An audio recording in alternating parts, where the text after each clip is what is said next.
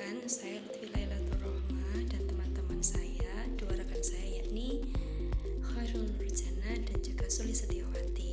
Di sini kami ingin menjelaskan sedikit tentang tema kami, yaitu support untuk lansia berhasil. Nah, mari kita simak bagaimana pembahasannya dan tentang apa saja yang akan kita bahas pada video kali ini.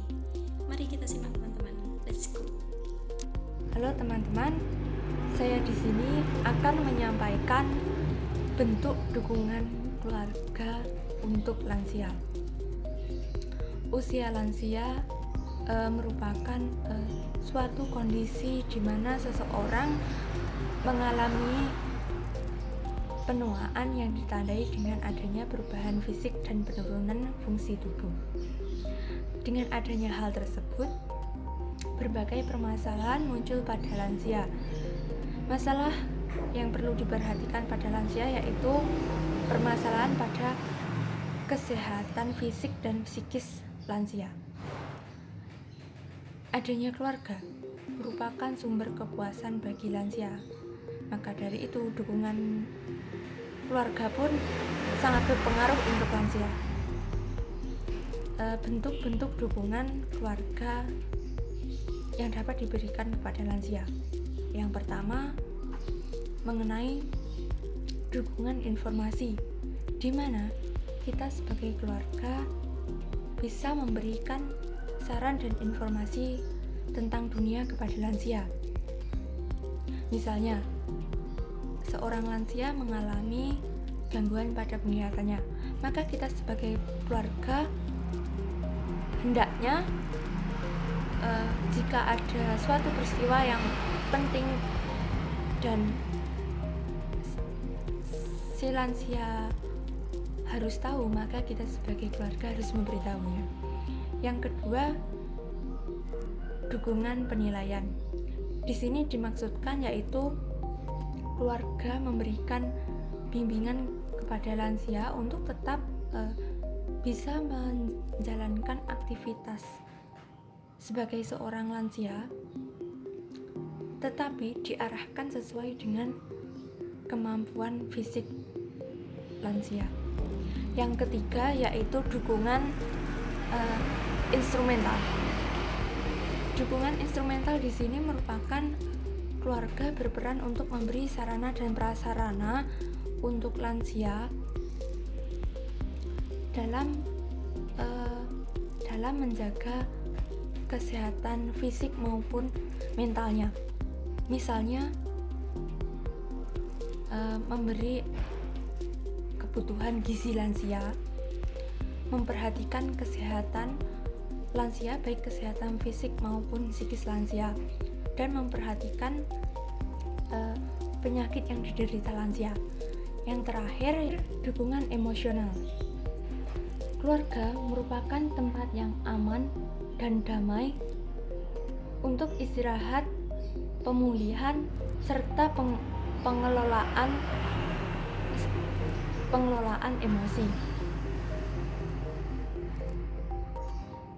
Aspek dukungan emosional meliputi afektif, adanya kepercayaan, perhatian, mendengarkan, dan didengarkan. Sebagai contohnya,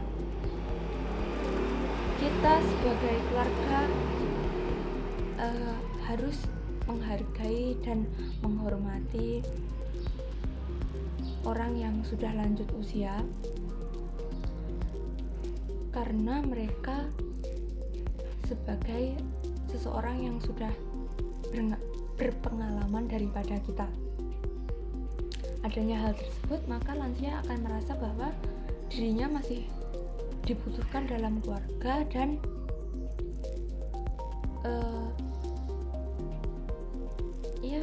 ia akan percaya diri untuk bisa menghadapi stres-stres yang ada di lingkungannya. Sekian dari saya, terima kasih, semoga bermanfaat. Di sini saya akan menjelaskan tentang support lansia berhasil. Lansia merupakan mereka yang berusia 60 ke atas. kemampuan mereka perlu perhatian khusus. Mereka memiliki fisik yang lemah dan sering adanya penyakit yang muncul di usia-usia rentan seperti mereka. Kondisi lansia itu sama dengan anak kecil, dia butuh perhatian yang lebih karena usia lanjut itu merupakan karena beberapa faktor, diantaranya fisiknya lemah dan umurnya berkurang sehingga daya pikirnya juga berkurang. Dari itu membutuhkan perhatian khusus. Di sini saya akan menjelaskan tentang support lansia berhasil. Lansia merupakan mereka yang berusia 60 ke atas. Kemampuan mereka perlu perhatian khusus. Mereka memiliki fisik yang lemah dan sering adanya penyakit yang muncul di usia-usia rentan seperti mereka. Kondisi lansia itu sama dengan anak kecil, dia butuh perhatian yang lebih karena usia lanjut itu merupakan karena beberapa faktor, diantaranya fisiknya lemah dan umurnya berkurang sehingga daya pikirnya juga berkurang. Dari itu membutuhkan perhatian khusus. Untuk menciptakan lingkungan yang kondusif bagi lansia agar lansia itu berjalan dengan baik dan selalu bermanfaat bagi bangsa dan negara, adapun dukungan yang dapat mempengaruhinya. Pertama, membangun keluarga. Kenapa keluarga itu sebagai support system yang penting bagi lansia? Karena perlu disadari keluarga yang dekat dengan lansia. Keluarga kunci utama untuk mewujudkan lansia yang aktif dan tetap berguna bagi bangsa negara. Bagaimana peran keluarga itu sangat penting, diantaranya memperhatikan kesehatan lansia, mendeteksi kerentanan lansia, dan bagaimana keluarga itu merawat lansia dengan baik dan benar. Jika memiliki keluarga yang kurang baik, maka perubahan yang terjadi terhadap lansia tersebut akan buruk. Beda halnya dengan keluarga yang kondusif, lansia akan berjalan dengan baik. Mereka akan melakukan hal-hal yang positif karena faktor keluarganya yang positif. Yang kedua yaitu peran pemerintah dalam memberikan dukungan layanan yang proaktif. Pertama, pemerintah memberikan layanan seperti peribadatan, layanan dukungan berupa mental, adanya jaminan kesehatan lansia, dan terlantar di panti jompo. Peran pemerintah ini sangat berguna bagi lansia yang terlantar, diantaranya jika yang berada di panti jompo. Ini sangat berguna bagi mereka karena mereka yang ada di panti jompo kebanyakan memiliki keluarga yang belum kondusif, belum baik, jadi mereka merasa terlantar, dan dengan adanya layanan tersebut akan membantu mereka untuk melakukan hal-hal yang baik, hal-hal yang berguna. Selanjutnya yaitu penggunaan teknologi dan komunikasi. Ini akan mewujudkan lansia agar lansia mandiri dan tidak membebani keluarganya, seperti pemberian pemberian akses layanan negara secara online. Contoh layanan kesehatan atau konsultasi kesehatan bagi lansia, layanan konsultasi ekonomi, dan layanan konsultasi sosial. Selanjutnya yang terakhir yaitu aksi nyata pemerintah pusat maupun daerah untuk memastikan lansia mudah menggunakan fasilitas-fasilitas umum seperti layanan Puskesmas Lansia Ramah, layanan pusat perbelanjaan, pusat kantor, terminal, bus, dan stasiun kereta api, dan sebagainya. Peran pemerintah ini memberikan fasilitas tersebut dengan kebutuhan khusus bagi lansia. Keterbatasan lansia, maka mereka akan merasakan nyaman dan tenang dalam melakukan aktivitas sehari-hari. Di sini maksudnya pemerintah memberikan fasilitas umum dengan agar mudah lansia melakukan hal-hal aktivitas umumnya, seperti contoh diberikan jalan khusus untuk lansia agar mereka dapat tenang dan tidak terganggu. So, gimana teman-teman setelah penjelasan dari dua rekan saya yaitu Mbak Sulis dan Mbak Khoir? Jadi di sini kita akan diskusi sebentar ya teman-teman. Jadi begini, lansia itu merupakan fase perkembangan manusia di akhir, yaitu setelah mengalami fase prenatal, fase anak-anak pun ada anak-anak awal dan anak-anak akhir, ada remaja awal dan remaja akhir, dan ada dewasa awal dan dewasa akhir. Nah, lansia ini masuk dalam masa dewasa akhir. Nah, seperti yang sudah dijelaskan oleh rekan-rekan saya tadi, fase lansia ini merupakan fase di mana tubuh manusia itu mengalami penurunan secara kinerjanya, baik kinerja fisiknya seperti pencernaan, daya ingat, daya pendengaran, seperti itu sudah menurun, dan kemudian juga kontrol emosionalnya juga sudah menurun. Nah, maka dari itu penting bagi kita untuk mensupport lansia-lansia, bagaimana mereka untuk tetap merasa berharga dan mereka tetap semangat menjalani hidupnya meski di akhir masa perkembangan manusia seperti itu. Nah, ada lagi nih teman-teman yang menarik. Lansia ini cenderung suka bercerita tentang pencapaian di masa dia dulu, zaman mereka dulu.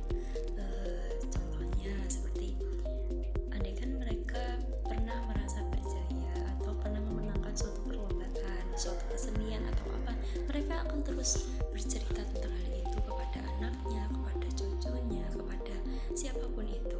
Bahkan nggak cuma sekali dua kali, bahkan berkali-kali, sampai kita sebagai cucu atau sebagai anaknya tuh merasa itu tuh sudah pernah gitu, tapi kita tetap harus mendengarkan. Apalagi kalau lansia dengan lansia itu bertemu, mereka berdua bertemu atau beberapa kelompok lansia bertemu, mereka akan saling bertukar cerita, akan bertukar pengalaman bagaimana pencapaian mereka di masa lalu. Nah, hal itu merupakan dapat menambah support atau menambah semangat mereka, motivasi mereka untuk merasa ceria dan merasa bahwa mereka itu didengarkan, bahwa saya tuh dulu juga punya cerita, saya itu juga punya pencapaian, meskipun di usia sekarang ini mereka secara fisik sudah melemah, akan tetapi di masa remaja dulu, di masa dewasa dulu, di masa mereka masih produktif, itu mereka pernah memiliki pencapaian-pencapaian yang mereka kenang. Itu menjadi nostalgia tersendiri. Jadi itulah yang menjadi alasan para lansia itu cenderung mengulang-ulang ceritanya secara lebih dari satu kali ataupun dua kali, bahkan berkali-kali mereka akan terus menceritakan itu. Itu menarik bagi mereka, itu nostalgia dan juga hiburan bagi mereka untuk menjaga agar kesehatan secara emosional itu dapat membaik. Mereka ketika bercerita mungkin akan merasa bahwa mereka didengarkan, mereka itu merasa senang bercerita ketika ada masa-masa dia jaya dahulu gitu. Jadi kita sebagai cucunya atau sebagai anaknya perlu bagi kita untuk mendengarkan, mensupport gitu. Meskipun mereka kadang sudah mengalami penurunan dalam hal pendengaran, seperti kadang kalau diajak bicara itu suka sampai diulang berkali-kali baru mereka mendengarkan. Ya memang seperti itu sangat wajar dialami dengan lansia, karena ya itu tadi, lansia itu merupakan fase di mana kinerja secara otak, ingatan, secara pendengaran itu mengalami penurunan, kadang bahkan mengalami rabun pada mata. Jadi sehingga mereka penglihatannya tuh berkurang. Seperti kalau mereka sudah berumur kisaran 90-an atau bahkan lebih, itu membuat mereka bahkan sangat sekali mudah lupa. Kalau jam 9 sudah dikasih makan, nanti jam 10 akan makan lagi. Katanya gini, saya tadi belum makan loh dari pagi. Seperti itu ya, karena mereka lupa. Seperti ini dari dari cerita yang pernah saya dengar, itu ada sosok lansia, dia itu sudah berumur kisaran 95-an lebih, bahkan sampai 100. Cukup panjang umur ya, alhamdulillah. Mbahnya itu sehat sekali, tapi ya itu, dari sisi pendengaran, penglihatan, dan ingatan itu mereka sudah menurun. Nah, dan itu membuat dia itu jam 8 dia sudah mandi, nanti jam 9 dia mandi lagi, jam 10 juga demikian, sampai bisa dihitung itu satu hari mandi bisa sampai 7 kali. Ya karena itu dia lupa bahwa dia itu sudah mandi. Bahkan pernah nih kejadian kalau dia tuh makan piringnya itu masih di bawah, tapi mau ke belakang itu niatnya kan mau mengembalikan piring, tapi justru dia ambil makan lagi. Katanya ketika ditanya gitu, saya tadi belum makan dari pagi gitu. Itulah salah satu contoh dari kinerja yang menurun yang dialami oleh lansia, seperti itu. Nah, itu tadi ya teman-teman, beberapa hal yang perlu kita bahas atau kita ketahui juga tentang lansia, tentang pentingnya mensupport orang lansia, mensupport mbah-mbah kita, kakek, nenek-nenek kita untuk tetap semangat menjalani kehidupannya sehari-hari, meskipun dengan ya itu tadi berkurangnya kinerja dalam tubuhnya. Support dari keluarga itu sangat penting loh, seperti yang sudah disampaikan oleh teman-teman saya tadi, bahwa keluarga itu merupakan support system terbaik bagi si lansianya, bagi kakek kita, bagi nenek kita. Itu support system terbaik adalah keluarga, seperti itu. Baik, mungkin cukup sekian yang dapat kami sampaikan dari kelompok kami. Semoga itu bisa menambah wawasan dari saya sendiri dan juga teman-teman, dan juga kepada teman-teman yang menyimak ini. Terima kasih sudah mengikuti kami dari penjelasan awal sampai akhir. Kurang dan lebihnya kami mohon maaf yang sebesar-besarnya. Sekian, sampai jumpa di video selanjutnya, dan terima kasih. Wassalamualaikum warahmatullahi wabarakatuh. Bye.